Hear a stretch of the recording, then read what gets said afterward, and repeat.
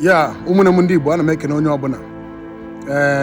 First of all, court case may move na 29 to 30. Batakwa agam na 17 of this month, which is September. Agam na 17, batakwa na 18. So I'm spending a lot of money on this case. Number one, let me tell you people something because of sometimes some of you people know my Facebook page and when 260 something thousand followers on Facebook or 50 something thousand followers on Facebook. Facebook is not paying me shishing. Since in my Facebook I know monetize my Facebook page. Why? Because the kind of video name they are against Facebook standard, and they monetize there.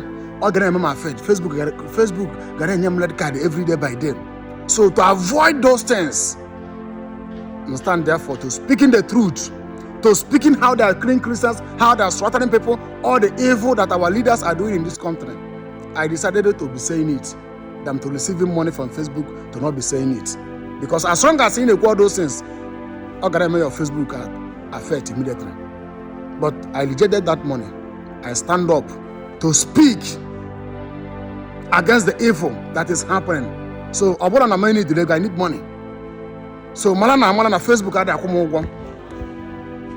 I'm 20,000 followers, 10,000 followers for monetize what their Facebook page. But I'm 250 or something thousand followers.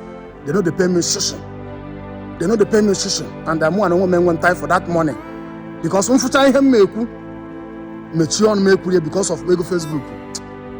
God be faithful to me. That is why I rejected those money. Stand up, condemning the massacre that is Fanny Hesper and Boko Haram doing in this country. For the Islamization of this country. And I told you people that I was arrested and I'm named DSS for 10 days. Now how would you go in court? I need help. You people should support me. I spend the government spend the map one nature. I can't come about, I will put it on this thing. Please, you people should stand for me because I stand for all of you. I'm not here for Facebook to make money. No. I'm here to preach the gospel. I'm some of you who again the gospel they preach. I'm here to preach the gospel. Do you know how many mass billionaire men are this country? But our television newspaper will not bring it out. They will be covering it. But I will say it and do video, bringing all these things outside. All because of video mele. Governor Juvenile that should be Nona said for 10 days. Can that governor know that so be able to level like that? Is it because of none from maybe a point and abani more than a year fat badge and abani more than a video? No one able anybody, more any connection.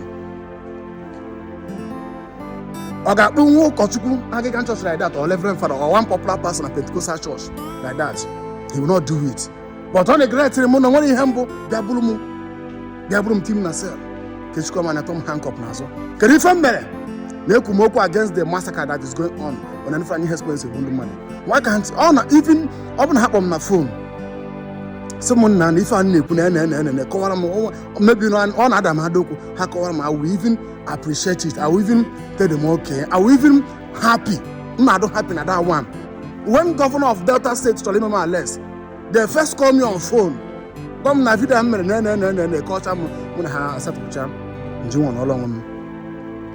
because of video mele, Baisala Ono se demolish unundomade na Delta State Asaba. Yes. They arrested me because of Ekmoku against the flying herdsmen in Bundumad in that village. They arrested me. Now, Ndibu, you people should not leave me like this. Because I told you I'm not doing this video because of money. On a Facebook, we don't monetize my Facebook. You can have the kind of video money, man. Money, Kuzoku killing. Even I can get this country, man, Igbo. Facebook, but that's a gang go to hell. Let me speak in the truth. Let me stand up for my people. Look at me. I'm going to court. I'm spending a lot, so you people should support me. I need it. I'm more had about a year ago for no, all because of this case. Can't you go? Always got case. I'm not no. I spend a lot on a limego. But I won't continue at that time. Yes. So please, because I want to understand about social media now with case now. If I don't another net, I will give you this one. They will be giving those people money for them to make case here by Saga and all those things. I'm about Saga on social media. So this is my account number. But this governor that arrested me, you need to apologize to me. You need to apologize to me because you cannot go and arrest Reverend Father or arrest a reverend like that or popular pastor or mama. You can't do it to them. You can't do it to them. In a great man, and all on Yambo, Aponia, you left Federica John the Baptist, a famous or no more for any Poku, or only Emily for only Emily Mother, only anybody, only Emily Mother. And one more mother, but I will Jesus. So let me end it here. I'm still your brother evangelist Joseph as I was. Please, Ndibo, then I can't number Bikono. I really need help. I have to make a call to One Nation. So you people should support me. Bikono, I need it for this case. Come with it, because I know it's not to land everything up to end everything. I don't know.